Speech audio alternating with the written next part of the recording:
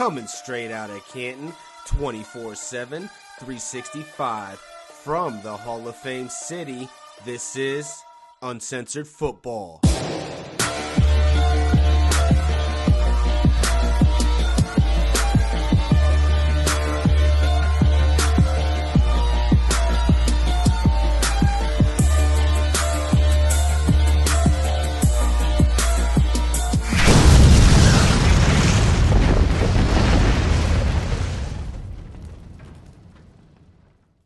Welcome in another edition of Uncensored Football. Again, talking fantasy, talking reality. We're going to talk a lot of fantasy today. Of course, myself, Brad Russell, Zach Zander, the fantasy big shot, EJ Sabavic, and special guest today. We got Joe Pisapia. He's got the black book. Joe, I'm sure I murdered the name right off rip. I thought you were just having fun like everybody always does. They call me Pizza. Like, oh my God, look, I was a kid in the height of the beginning of Little Caesars, so I've heard everything. It's Pisapia like the Leaning Tower, but Bradley, don't worry about it. We're friends, baby. Don't worry. It's all good. Well, let's get into it. I mean, this book's amazing. 15-time bestseller on the fantasy list on Amazon. I know people look forward to it all around the world for it to come out, and especially with no live sports right now, this is something that, like us and a lot of fantasy football people, we're just diving into some really good content right now and trying to keep our sports fever going. What's great about the Black Book? What's something that keeps everybody coming back from year to year? Well, it is crazy. Worldwide is crazy. I mean, we've sold a ton of books in Japan for baseball. We sold a ton of books in the UK last year and already this year. Only been out a couple days already, but sold a lot of books in the UK already for NFL. So it's crazy. It really has blown up. And I think it's because of a couple reasons. The first is there's a never-ending pursuit of every year to make it better. And I say, how can I make it better? And how can I add more things to it? And how can I add better minds to help me shape it and oversee it? And I used to do this book for like the first about 7 years all by myself. And I'm talking like football book and the baseball book. I mean, the crazy hours, we're talking like hundreds of player profiles, solo, all these things. This is madness. And eventually I said, okay, I got to find a way to grow this too and start bringing in some of my friends and figure out how to, kind of make this something that for the masses, but really, at its core, it's always been relative position value and this RPV system, which is really simple to understand. And we live in this world where everybody gets spoon-fed all the same information. Everybody gets handed all of this stuff where everybody's level of play is risen. So how do you separate yourself? It gets really hard to do that.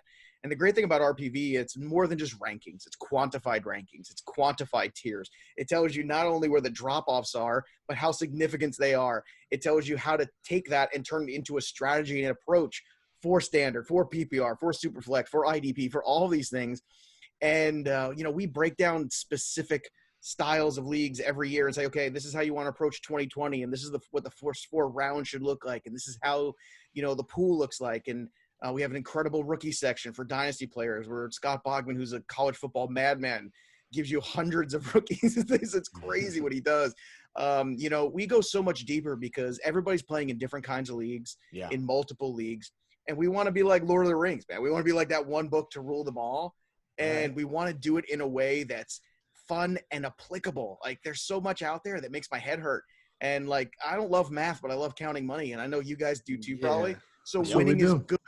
Winning is good for business. So give people something they can look at RPV, use it in all their leagues, all their league formats, all their styles, and actually have success with it. And we've never had a major backing behind the book. It's always been just this little independent publication, and it's because of the people having success with it and keep coming back from it, and that's how you know it's for real, and that's what makes it so special, man. That's for sure. Joe, Joe, real quick, do you think the London games is helping some of the overseas sales? We have 4 or 5 games a year. It seems like football is blowing up in London. Then we're talking about the Jaguars possibly even moving across seas. So do you think that has something to do with it? I think that's a distinct possibility. I think on our lifetimes, we're going to see football in London or some other location outside of the United States. And I'll tell you this, I've been on a couple of those podcasts in the UK. They're rabid for NFL. And it kind of fits more of a European feel. Baseball is every day. That's not very European. It's too much for them. They kind of throw their hands up it's too much. They like things where it's it's the World Cup. And it's a couple weeks where I have to care about sports, and then they go back to their regular lives. Football's good in a way because it's kind of like that same thing, and it's once a week, and it's nuts. I mean, that 5 Yard Rush podcast is great that Murph does.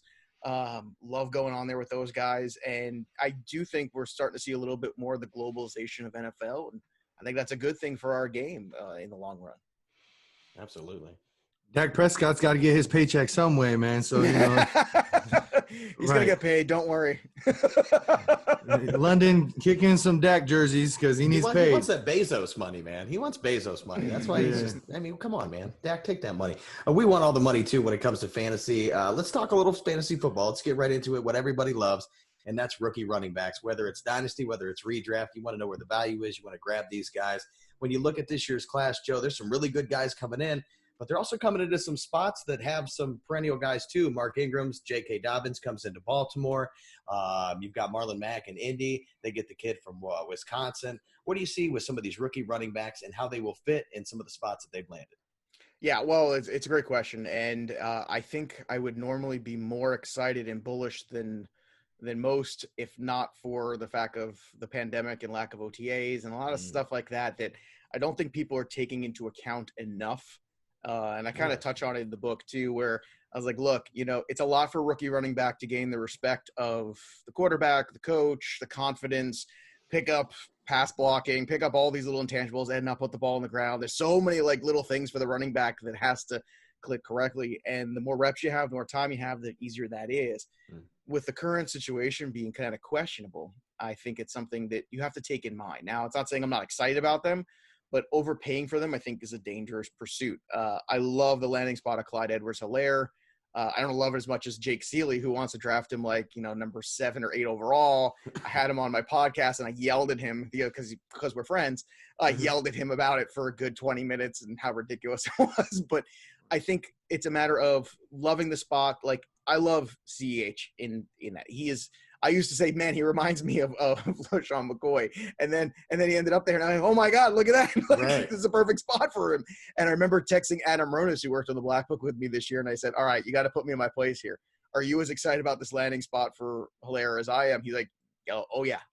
All right, so now I know, like, okay, if Adam thinks it, I think it, we must be all thinking the right way. But I don't want to take him in the first round. I don't really want to take him in the second round just because I'm worried about how soon he takes over that role. How is that transition working? And again, he's not going to be the focal point of that offense. Mahomes is. He's going to decide where he wants to throw the ball for the most part. DeAndre Swift, I think, is going to be more relevant than people realize. I'm not a big Kerryon Johnson guy. I'm tired of waiting. He was inconsistent in college. I think he's been inconsistent in the pros. The injuries do not help. Jonathan Taylor is the better talent. But yet again, it's like you got Mack there who's capable. And I don't know with the older quarterback if you're going to lean towards making sure that everything is capable as opposed to more explosive. I would look at this in this sense and try to take this with you going forward in drafts. My best advice for the rookie running back class is go ahead and if you can get them at appropriate value, take them, you know. But if you have to overpay, make them trade targets instead. I can't tell you how many leagues I traded last year for Miles Sanders in like week 8 and Devin Singletary. And I got to a lot of playoffs and a lot of championships riding those guys to the end. And that's because everybody lost patience with them. Yep. But it takes time. And some of these guys are better in the second half of the season than the first half as rookies. And I think that's doubling down this year. Cam Akers is the one guy that has a shot out of the gate to kind of take that. Go. That's Zach's boyfriend. The one, Joe. Now, yeah, Joe, I could tell from the reaction. He got super excited. It is Cam motherfucking Akers here, man. You could see the desk move up when I said Cam Akers. It's hot. Man, it's dynasty. It's redraft. He's my guy. And I think Clyde Edwards-Helaire is the number 1 back, but he is my number 2 back. And I'm going to hit at the EJ real quick because we're going to dig into dynasty. I want to know what you guys – you seem like you kind of broke down the redraft, which these guys do have some question marks in 2020. But let's dig into dynasty. EJ, how do you rank those top 5 running backs? And then I'll hit Joe because I want to see if you're any different. See, if I'm going with dynasty, I completely agree with Joe with the COVID-19 effects. But in all reality, every single one of these guys were drafted to be in a committee. There was not one single guy, maybe Cam Akers, but every single one of them are at least going to be in a 60-40 committee. So given that, when we're in a dynasty draft thinking rookie running backs, I'm looking at 2021. Absolutely. That's why I know I'm not with the consensus. Yes, Edwards-Helaire was handpicked by Patrick Mahomes. if he gets the Kareem Hunt volume, he could be better than Kareem Hunt. We know Kareem Hunt was rushing leader rookie year, top 3 running back his last year before he kicked some chick or whatever. But if Edwards-Helaire is consensus number 1, but I'm J.K. Dobbins. They're going to run Mark Ingram to the ground this year, and it's going to be the J.K. Dobbins show. Even if if Mark Ingram does re-sign, J.K. Dobbins is the future of the Baltimore Ravens, and what do they do out there? They're a 70-30, run the football down people's throats. Lamar Jackson, running backs. I literally might be on my own island here, guys, but J.K. Dobbins is my number 1 ranked for the long-term future in Dynasty. Then I'm going with Edwards-Helaire with the consensus. Then I'm Jonathan Taylor, Cam Akers. Last is DeAndre Swift. I don't think Kerryon Johnson is done. I think the guy had some bad luck. I don't draft predicting injuries. I draft predicting ceiling. And I'll tell you what, DeAndre Swift, Kerryon Johnson, that's a hell of a 1-2 punch. I love it. I think that's going to be a 50-50 split for years. That's the only reason I got him down at 5. I have a question for EJ. Can I ask him a question? Go ahead. Please, I'm just out of curiosity. Were you on the Justice Hill bandwagon last year? I was not. I saw him as a receiving back, just a kind of a role player to come in. Because there's a lot of people out there that wanted to kill my Mark Ingram last year, and it didn't happen. You can't kill the old man no matter what. He just keeps coming back for more. He's like Frank Gore light. It's unbelievable. I think they're going to – especially for redraft. I know we were talking Dynasty there. Redraft, I'd love Mark Ingram this year just because I think they're going to try to squeeze every draft that they can out of him. And before they hand the keys over to JK in 2021. Zach, I know you got a few other questions. Let's keep it rolling. Hey, Bradley, on that note too, you know, just because you said it, it made me think of it too. The other thing to keep in mind with Mark Ingram is, and this doesn't show up in the box score or anything like that, man, but if you watched the Ravens games last year, you saw how integral Mark Ingram was to that huddle with Lamar Jackson. You saw the two of them talking all the time on the bench. You saw it was almost like a secondary coach of the field. Yep. That is such an intangible quality, and it doesn't show up in a lot of spots. Again, it's something I talk about in the Black Book of, before you get too excited this year about Dobbins, just take that into account that Mark Ingram is very important to Lamar Jackson's growth and development of what you saw last year. So big that's trust. Something to keep in mind. Yeah, it's very big. It's big trust. Woo, woo. You better ask somebody. But Dobbins is farther down on my list of dynasty running backs. He's my RB4. It starts with Edwards-Helaire because of the positioning with Kansas City. He was handpicked like an apple from a tree from Patrick Mahomes, who is the best quarterback in the world right now. So I think he's the easy number 1. Number 2, and I'm on my own island right now, it's Cam Akers because he steps into a McVay offense, which, I mean, they had a ton of needs on that team, and they went out and got a running back. So they didn't like what was going on in their running back room. They got rid of Gurley. Cam Akers was very underrated playing for Florida State in that pitiful offensive line. The quarterback was a joke. I mean, this guy, we haven't seen his ceiling yet, and not even close. Jonathan Taylor's my 3. And we have seen his ceiling. We know exactly what he can do, and he can do a lot of things really good.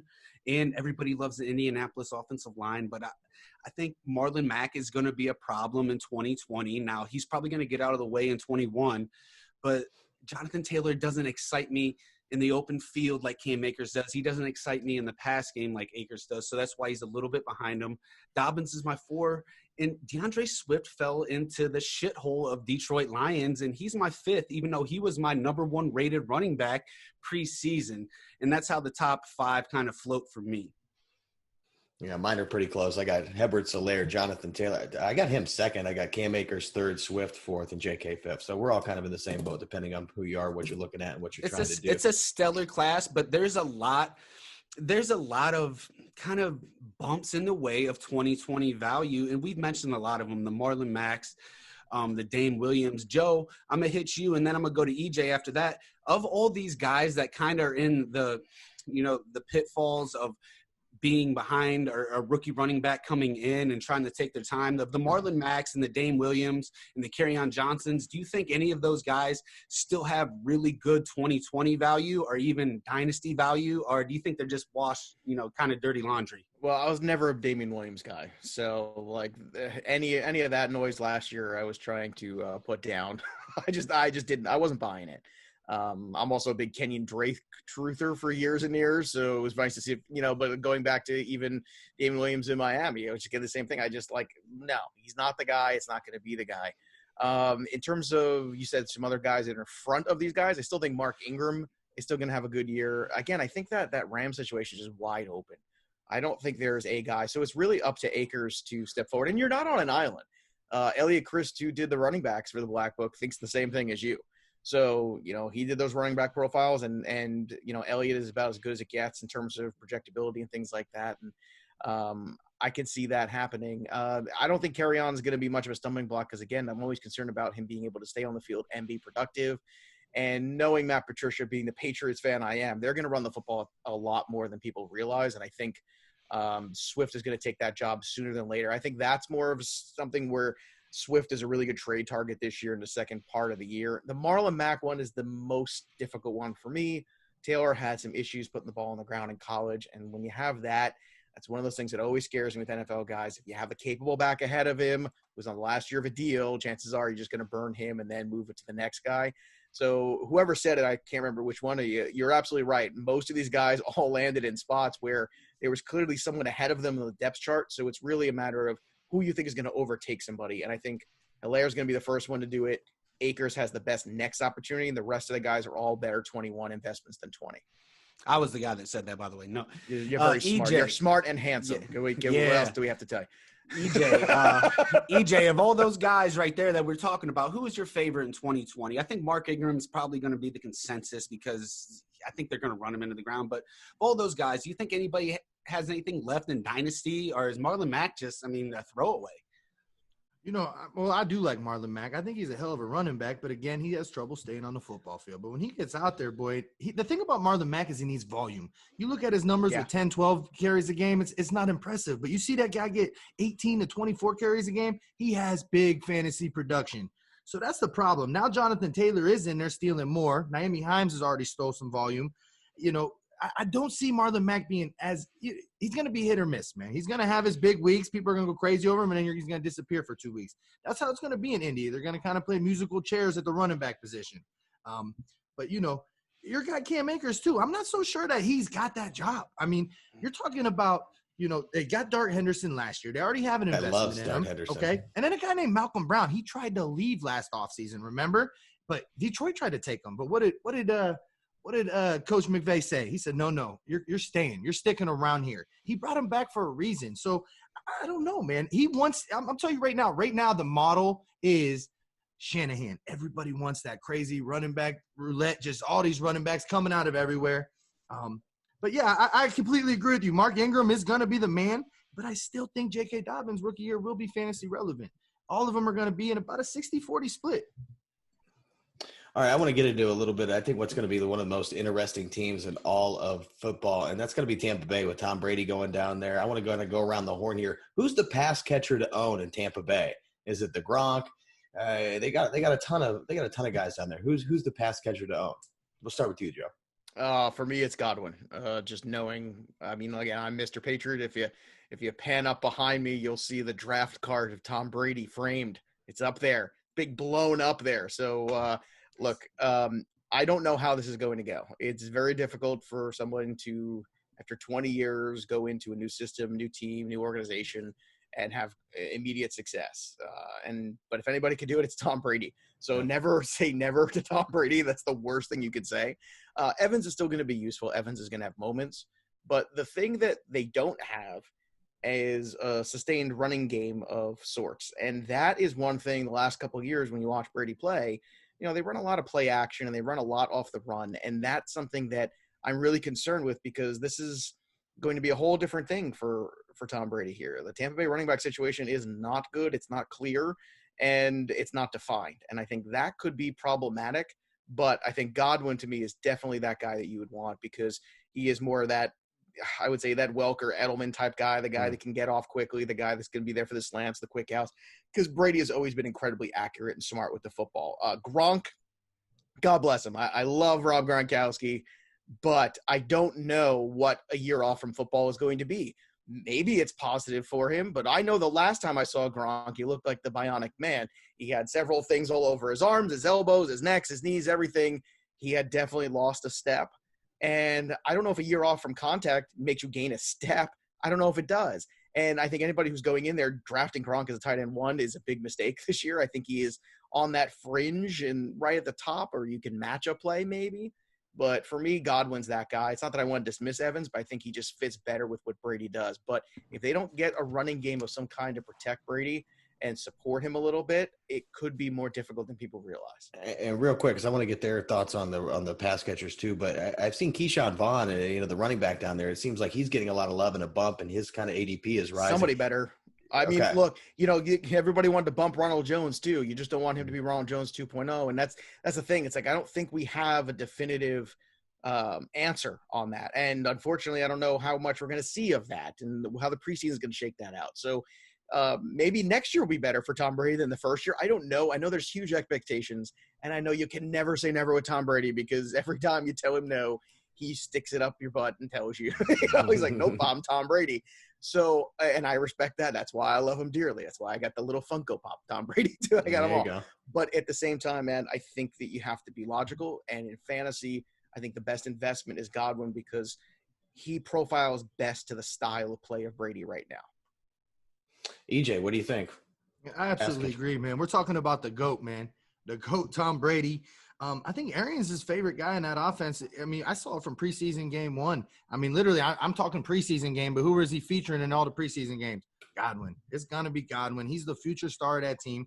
Mike Evans, for the past couple of years, he's hit or miss. He's going to have that big game. He's somebody in fantasy that I get if they fall in my lap and he's the best available. But I'm just kind of like, shit, I missed out on all the real wide receiver ones. I mean, I do like Mike Evans, but he is not a consistent guy. I mean, going into fantasy playoffs with Mike Evans over the past couple of years was never really a promising thing. But Godwin, that guy is going up, and he's just getting better and better as he goes on. I'm going to touch on that Vaughn, man. Keyshawn Vaughn, when he was at Vanderbilt, that kid could run the football. I loved watching him. I've always been a fan. And guess what? Ronald Jones is not Bruce Arians' guy. You want to know why? Because he started Peyton fucking Barber last year over him. If that was his guy, do you think Peyton Barber would start over Ronald Jones? No. But Ronald Jones had a couple games. He had a decent little production. But, man, if I got Ronald Jones shares, I'm selling them right now while they're hot because Keyshawn Vaughn's coming for that job. And I think Keyshawn Vaughn is going to be really good under Bruce Arians. Man, I think we could spend a whole show on Tampa Bay, so I'm going to try to make it as quick as possible. But you guys hit it on the head. Chris Godwin is going to be Tom Brady's guy in 2020. He plays what I like to call that power slot. Slot receivers don't have to be 5'10", 180 pounds anymore. This guy is 6'2", 220. I mean, solid rock, and he showed what he could do last year across the middle. And when he gets the ball, he makes people miss, and he runs you straight over. And I think Evans he's a great – you love having him as your wide receiver too. And I like what EJ said. You get a little scary when he's your wide receiver 1, but when you look at the end of the season, he has wide receiver wide receiver 1 numbers, but he doesn't do it week to week. And I think Godwin's going to be the more consistent play. Now, I want to chime in on what Joe said about Gronk. Last time I seen Gronk play, he won New England a Super Bowl, even though he was beat up. He was beat to hell. He limped into that. I mean, God, I love Gronk. He's a warrior, man. He made the play, Joe. He did, and that's what Gronk does. But Gronk is not. And Tom Gronk Brady did what? Ago. Tom Brady recruited him back. Maybe 20 pounds off. Maybe that helps him a little bit. He said he felt like shit. He was beat the hell a year off. He obviously missed football. This guy can do anything. He can go play WWF. He can be on TV. He can do anything. He wanted to go down to Tampa Bay, and I think he has a little chip on his shoulder because of possibly guys like Joe who don't think he has it. I'm calling I think he's going to be a tight end 1 this season. I really do. I see 8 to 10 touchdowns easily. He might not catch 75-plus balls, but at the end of the season, I think he's going to be a consistent guy that's going to score a lot of touchdowns. It's Tom Brady's guy. I mean, it's like stepbrothers here. I think he's got to play in a lot of games if he's going to score that many touchdowns. That's the thing. You look at the game log the last couple of years, it's 14 games once and then some 8s and some 11s. That's not going to get it done, unfortunately. I mean, and the other 2 guys at tight end are pretty good, Z. Yeah, and they didn't get rid of Brayton Howard. See, if they got rid of one of those guys, that tells you how they feel about Gronk. I think this is more like, hey, you're living in Florida. I'm going down to Florida. I'm your bet, like you said, like stepbrothers. It's very much like that. I think it's a great thing for him to have a weapon he's comfortable with. And yeah, I agree. In standard leagues, you might be right, Zach, where in standard leagues, he's going to still be a red zone threat. And there's still that ability for him to be a tight end 1. But in PPR leagues, I'd still rather take a chance on a guy like Noah Fant, personally. I think Gronk just wanted a year off to hang out with Ricky Williams, burn a little hippie lettuce, and who wouldn't? ready to get back. That's what I want to do. Hell, crap! What the hell am I doing here with you guys? I could be down there hanging out with Ricky Williams. Damn. Speaking of teams, you could do a whole show on. Let's talk Dallas Cowboys. CeeDee Lamb comes in via the draft. You got Zeke. You got Cooper. Yeah, you got Gallup, who looked like he could possibly be a breakout star heading into 2020. Where do you stand with some of these guys as well? We're going to go around the horn again with the Dallas Cowboys and the plethora of offensive weapons that they have. Joe, lead it off. Well, look, man, I do all the quarterback write-ups always for Black Book, and I was very, very encouraged about Dak Prescott last year going into the year, and he exceeded my expectations. Like, I thought he would be a very solid quarterback, I thought he was going to be a really good value on the board. I didn't expect him to almost hit 5,000 yards. That's a crazy thing. By the way, fun fact, there's only one guy who ever threw for 5,000 yards more than once. It's just Drew Brees. That's it. He's the only guy, and he's done it like 100 times. It's crazy, but it's only one dude. Brady did it once. Manning did it once. Marino did it once. Not Drew Brees, 1,000,000 times. But it's going to be hard for him to get to that threshold again. However, like you said, it's an embarrassment of riches, man. There's so much talent around them. It's just the Cowboys have to find that killer instinct. The Cowboys have to be able to deliver in the big moments in the games that matter. I kind of go back to that Thanksgiving game where you're watching them plod along against Buffalo and you're thinking, hey, and Buffalo's a terrific defensive team, but still, you got to find a way in those kind of games. And that's the difference. And I don't know if maybe the coaching change with McCarthy will bring that. Maybe it will. I hope so. But that's the only thing that's missing. It's not talent. They are an embarrassment of riches from a talent standpoint.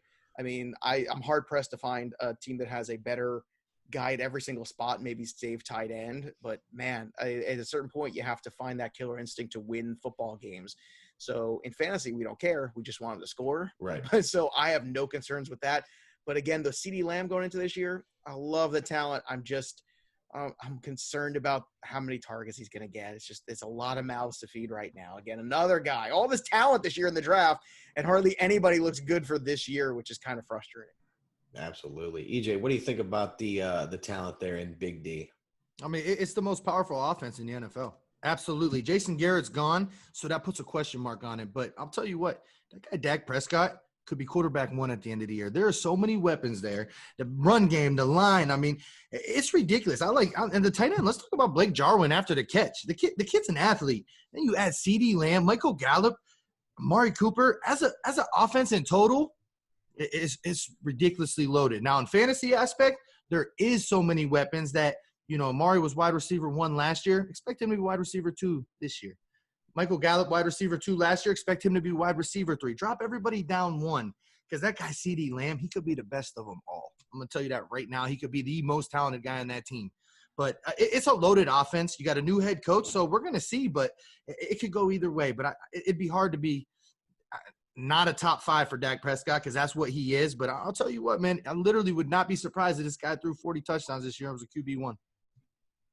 There's only one football. I mean, I want to get Joe's perspective. I mean, really, Michael Gallup, I love the way he ended the 2019 season, and he had to get like a punch in the stomach when they drafted CeeDee Lamb and even Amari Cooper. They just gave this man $100 million, and they draft a wide receiver with the 17th pick when they had other needs. It's awesome for Dak Prescott. I don't think it's going to hurt Zeke. I didn't hear anybody talking about Zeke. There's still a running team, y'all. This is still a team that is built with the offensive line and the run game, Ezekiel Elliott. There's only one football for these wide receivers. I agree, CeeDee Lamb might have a couple 2-touchdown games, but he's going to also have a couple 2-target games. There's only one football, so I'm a little worried. So I want to see, Joe, what do you think about Michael Gallup and Amari Cooper? Those guys had to fall down your board a little bit, right? Well, look, Amari Cooper's always been very up and down. You want to talk about Mike Evans' game log? I mean, you could always look at Amari Cooper. It's schizophrenic practically. And that's why I've always been kind of off of Amari Cooper. It's not that it's a guy that I like DFS-wise. Like when I do the DFS shows on the TV and the radio, I'll say, look, this is a good week for Amari Cooper. You pick and choose instead of having to live and die. And there's a big difference between those things, and you got to identify those guys.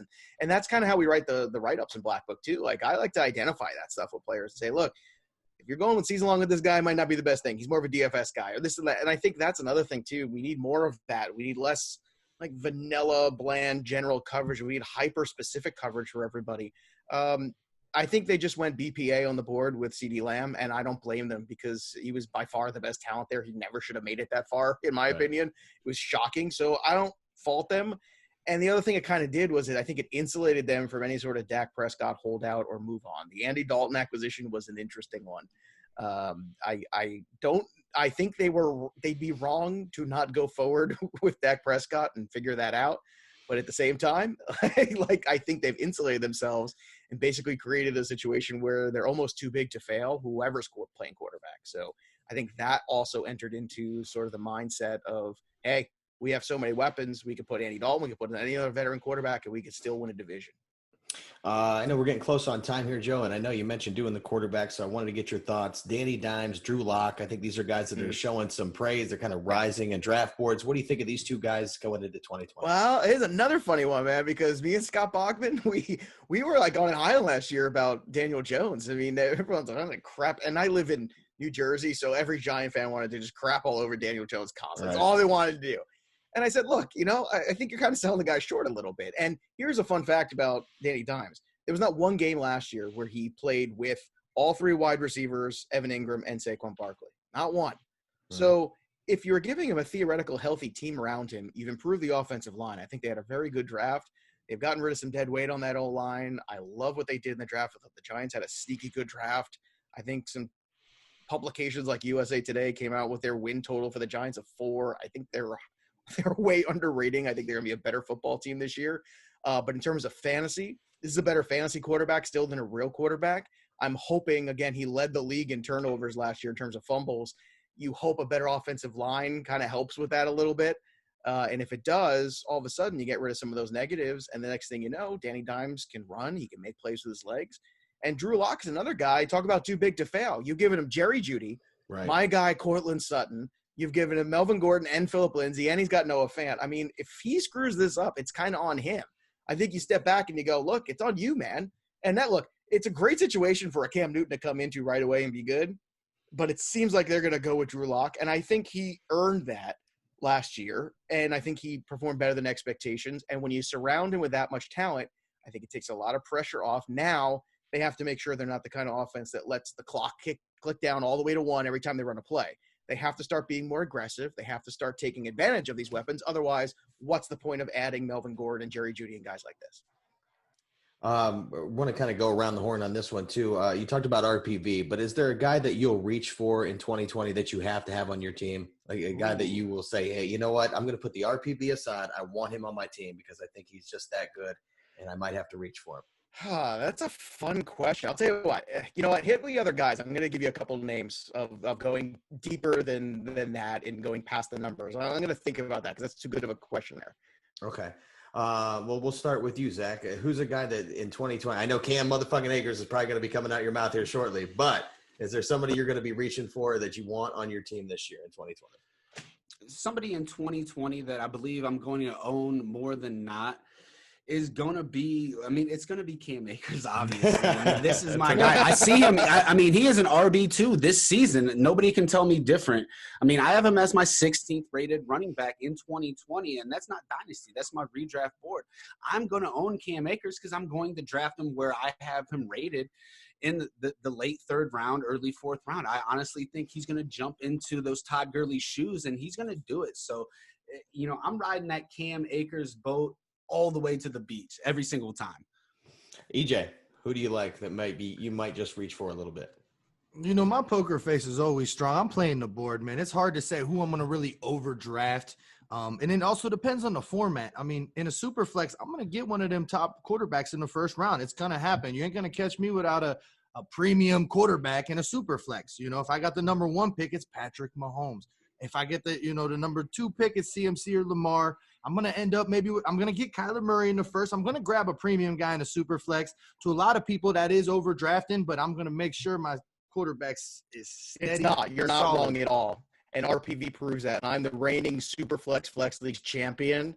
So I'm telling you, you're not wrong. Okay. So go out and get a premium quarterback because what you're doing is you're making that first QB slot better. And then the second guy you draft is automatically then more productive than the next guy. And that's how RPV works, is understanding how to gain advantage every week. Because fantasy is about me outscoring you. as often as I can. And if I could do that consistently, well, guess what? I'm going to have success. So I think that's exactly the right thing to do in Superflex. So don't, especially in a PPR Superflex, because you can make up a lot of ground. I can tell you, here's some guys I'm going to be taking a lot of shots on. Last year was very big. Most of my wide receiving cores were Chris Godwin, Cortland Sutton, and Cooper Kupp. That was my trio in, I don't know, maybe 80%, 70% of leagues. It was kind of crazy. Like, I lived and died with those guys. I think there's going to be a lot of opportunity to take AJ Green shares on the cheap this year, and I'm going to take them and find out, because I think it's hit bottom, and that's the best time to buy in because it's all upside there. I'm going to take some shots again with Devin Singletary, a guy I owned last year. So I'm going to – a lot of people are off him. I'm not. I'm still very much on Deebo Samuel like I was last year. We got to see some glimmers of him, so I will overdraft him. I will also attack the middle of tight end. I'm going to pass on that elite group, but I'm going to look at the guys like Evan Ingram. I'm going to look at the guys like Mark Andrews, that next 1A tier, because I think they can be very productive in those offenses.